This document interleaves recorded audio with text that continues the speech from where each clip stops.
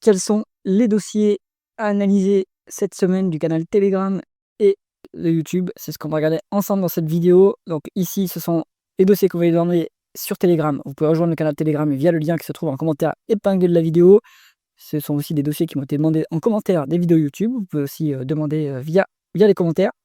Essayer d'agréger tout ça. Donc avant de commencer, on va passer en revue les colonnes de cet écran. Donc on a le symbole de cotation boursière de l'entreprise, le nom de l'entreprise, l'industrie dans laquelle elle opère, la market cap en dollars US. Comme on a des entreprises qui sont cotées en monnaie différentes, là, ça permet de toutes les comparer en termes de market cap. Croissance du chiffre d'affaires en rythme annualisé sur 5 ans. Des multiples de valorisation par rapport au flux, donc valeur entreprise sur EBITDA, ratio co-bénéfice, ratio co-free cash flow. La valorisation par rapport aux actifs tangibles, donc on voit qu'il y a un dossier qui est décoté par rapport aux actifs tangibles, on va aller regarder ça de plus près. Rendement des capitaux investis, c'est la rentabilité plutôt opérationnelle, l'endettement, le levier financier en termes de dette nette sur EBITDA, le rendement du dividende, quand il y en a un sur tous les dossiers, le payout ratio, et après on va vérifier ce payout ratio par rapport au free cash flow. Donc le payout ratio, c'est la proportion de bénéfices versés en dividende. Il faut se rappeler qu'on paye le dividende avec les free cash flow. Donc à minima, il faut que les free cash flow soient supérieurs ou égaux au bénéfice net. Allez, premier dossier de la liste, c'est Evolution AB, donc c'est une société suédoise assez populaire sur les réseaux sociaux, assez populaire chez les investisseurs dans la croissance à prix raisonnable et dans la croissance dans l'investissement dans la société de qualité. Leur activité, c'est l'édition de logiciels pour les jeux d'argent en ligne, en fait, pour les casinos. Donc c'est ultra régulé. C'est pour ça que moi, je suis plutôt à l'écart de ce genre de secteur, parce qu'il suffit qu'il y ait un changement de régulation et le business peut être plombé. Mais si on n'est pas effrayé par ça, on peut voir que les multiples sont quand même intéressants. Alors d'une part, on a une forte croissance, 41% de croissance du chiffre d'affaires en rythme annualisé sur 5 ans, mais ça c'était, on va dire, sur le début de la période, ça ralentit sur les quelques derniers trimestres. C'est pour ça que les multiples sont pas très chers. On a 9,5 en VE sur EBITDA, 13 en PE et 12 en price sur free cash flow, c'est quand même pas très cher pour autant de croissance. Donc ça, c'est aussi un signe que ça ralentit sur les dernières années. Ça va potentiellement se reprendre, attention. 29% de rendement des capitaux investis, donc c'est une forte rentabilité opérationnelle. Sur ce genre d'activité, on n'a pas besoin de beaucoup de capital, donc on peut avoir des rentabilités quand même assez élevées. Cash net sur le dossier, donc très bien, pas de problème on va dire de fragilité liée au bilan. On a un petit dividende qui est versé de 0,4%, ce qui n'est pas énorme en rendement. Et on a un payout ratio à 45% avec des free cash flow plus élevés que les bénéfices nets. Donc ce dividende est soutenable. Il est un petit peu bas quand même, en fait, ce rendement du dividende. Et on ne peut pas se dire que c'est parce que l'action est chère. En termes de multiple, c'est pas très cher. C'est qu'à mon avis, la boîte, pour l'instant, a des problèmes de bénéfices nets, temporairement. Ils sont ponctuellement bas et ça va peut-être se reprendre. En tout cas, il y a encore de la marge pour augmenter ce dividende. Donc, moi, je ne fais pas de soucis sur Evolution AB, sauf changement de régulation. Donc là, il y aura un problème, c'est sûr. Mais du coup, c'est leur bailleur à l'entrée d'avoir la licence pour pouvoir faire sonner ces logiciels. Donc, je pense que c'est un trou d'air. Si la croissance repart, les multiples pourront remonter sans trop de problèmes sur Evolution AB. Donc, ça reste pour moi une société de qualité. La rentabilité est très forte. Et c'est ce qui explique pourquoi ils sont cash net. Du coup, avec une telle rentabilité, un peu de croissance sur les dernières années, ils n'ont pas besoin d'injecter beaucoup de cash temporairement. Peut-être qu'ils devront le refaire après, mais pour l'instant, ça permet de gonfler la trésorerie et pourquoi pas de rendre du cash aux actionnaires par la suite.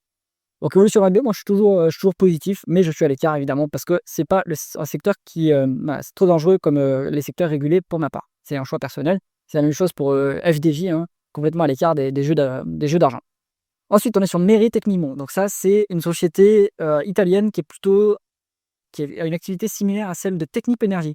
Donc de l'ingénierie, c'est un business model que j'aime bien parce que en fait, il n'est pas très intensif en capital et souvent il a BFR négatif, c'est-à-dire qu'on touche des acomptes sur les contrats pour pouvoir les exécuter. Donc ça nous permet d'avoir de la trésorerie nette, c'est ce qu'on voit ici. Et cette trésorerie, elle appartient pas à l'entreprise, mais les intérêts qui sont générés via le placement de trésorerie, eux, ils appartiennent à la société, ce qui lui permet d'améliorer son résultat financier et son résultat net. Alors ensuite, si on regarde d'un point de vue métrique, on est sur donc une mid-cap, une grosse mid-cap, 5 milliards de dollars de market cap, 15% de croissance du chiffre d'affaires en rythme annualisé sur 5 ans, donc ça marche bien chez Merit Tecnimont. Est-ce que ça a de la croissance organique ou de la croissance externe? Il faudrait regarder, mais je pense qu'ils font de la croissance externe également, parce qu'il n'y a pas autant de croissance organique. Ils sont déjà quand même assez gros, donc je pense qu'il y a un mix des deux. Il faut vérifier. En termes de multiples, on est à 11,4 en VE sur EBITDA. C'est encore dans notre valorisation raisonnable, on va dire. Moi, au-delà de 12, ça commence à être cher en Europe. Mais là, on est en dessous, donc ça, c'est bien. 20 en PE, 17 en price to free cash flow. À mon avis, c'est plutôt une société qui maintenant commence à dégager des free cash flow parce qu'elle fait plus de la croissance organique. Donc ici, ça me fait dire aussi qu'on est plutôt en croissance externe. Et du coup, comme ils font plus de croissance organique, ça leur permet de dégager des free cash flow qui peuvent rendre aux actionnaires. 12% de rendement des capitaux investis, bonne rentabilité, cash net sur le dossier, très bien. On est financé par les clients en fait, donc ça c'est bien. Et on a un petit dividende de 2,9% qui est très soutenable via le payout ratio à 36% avec des free cash flow plus élevés que les bénéfices nets. Donc ce petit dividende, il va monter. Donc très bien. Mais Technimont, c'est dans le fonds Europe d'indépendance AM. parce que voilà, c'est un signe de qualité, ils ont une bonne rentabilité, ça se paye pas très cher, ça se paye un peu plus cher que du Technip Energies en revanche, hein, et il y a un petit dividende qui va monter sans aucun problème vu que le payout ratio est pour l'instant assez faible.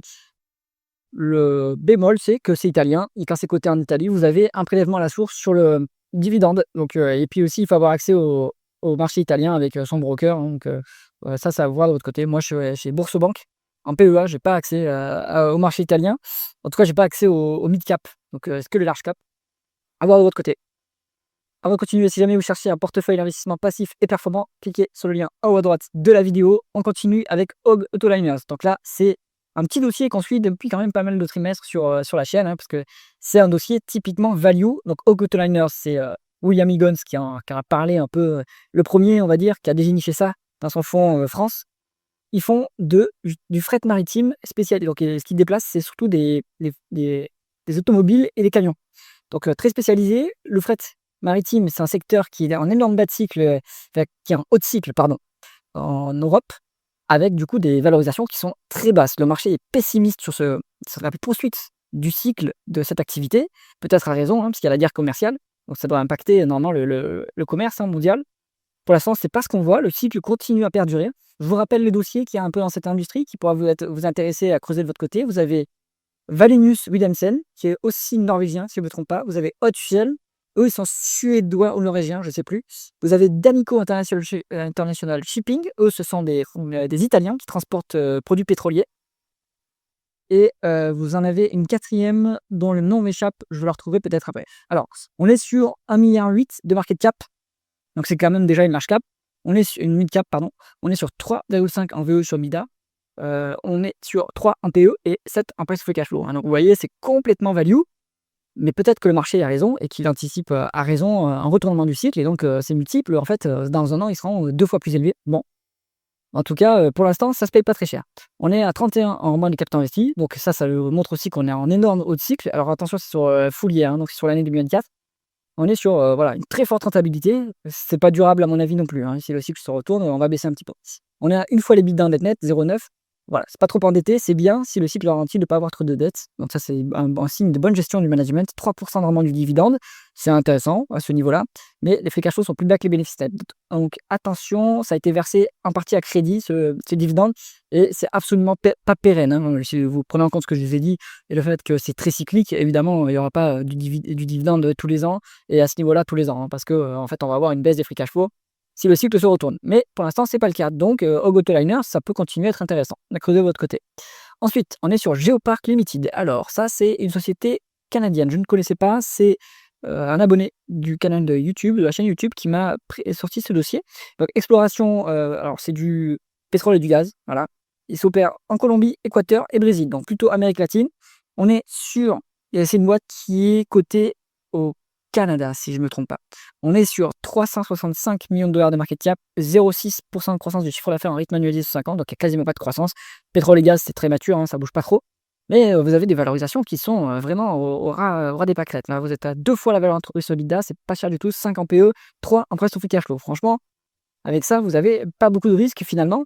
Évidemment, sauf si les bénéfices baissent, mais si vous maintenez les bénéfices au même niveau sur 2025 qu'en 2024, vous ne payez pas du tout cher, hein. Donc, pourquoi le marché est aussi pessimiste? Il faut regarder de son côté aussi, creuser le dossier. Peut-être que le marché a raison, hein, mais peut-être qu'il se trompe également et que en fait, il décode trop cette entreprise. On a 17 en rendement des capitaux investis, c'est une très très bonne rentabilité pour une société qui est une industrie qui est intensive en capital, hein. Une fois les bilan net, 8,3% de rendement du dividende, c'est colossal. Avec des free cash flow, on a des free cash flow qui sont plus élevés que les bénéfices nets, payout ratio à 38%, donc ce dividende est complètement soutenable. Excellent dossier. D'un point de vue quantitatif, hein, bien sûr, j'entends, et le quantitatif, c'est que le point de départ, comme d'habitude.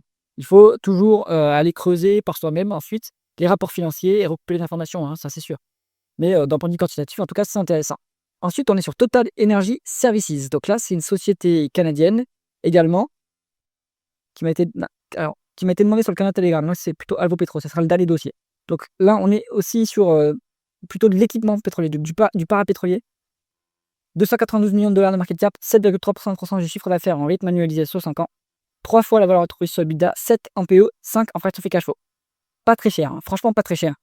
30% de décote sur actifs tangibles. Alors, intéressant. Pourquoi il y a autant de décotes? Souvent, c'est quand le dossier est mal géré. Je vois pas de signes évidents de mauvaise gestion ici, hein. La rentabilité a l'air correcte. Les multiples sont très bas, les bénéfices, sont présents, donc il y a un dividende. Donc point d'interrogation, pourquoi est-ce qu'on est décoté comme ça? Deuxième point à regarder, de quoi sont constitués ces actifs tangibles? Est-ce que c'est du cash? Est-ce que c'est, du stock, des matières premières et cetera? Il faut les regarder.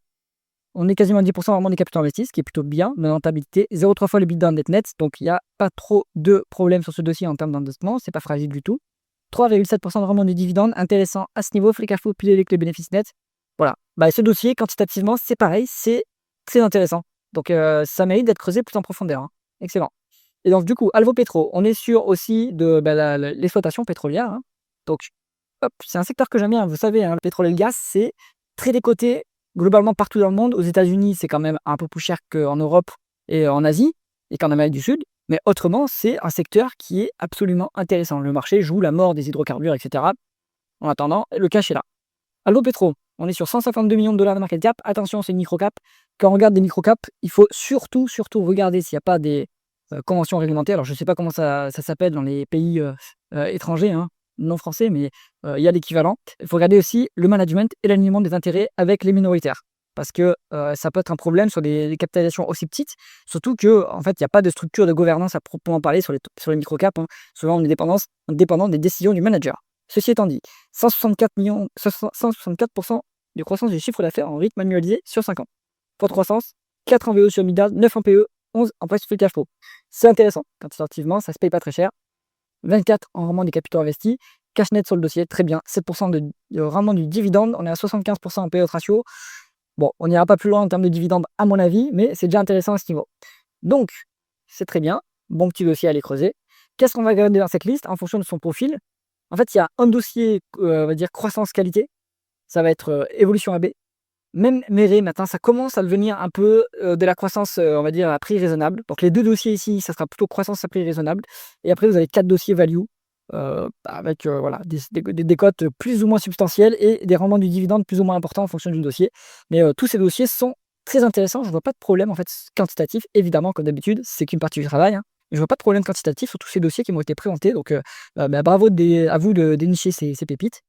J'espère que cette vidéo vous a intéressé. C'était à mettre un pouce vers le haut et pensez à vous abonner à la chaîne. À bientôt.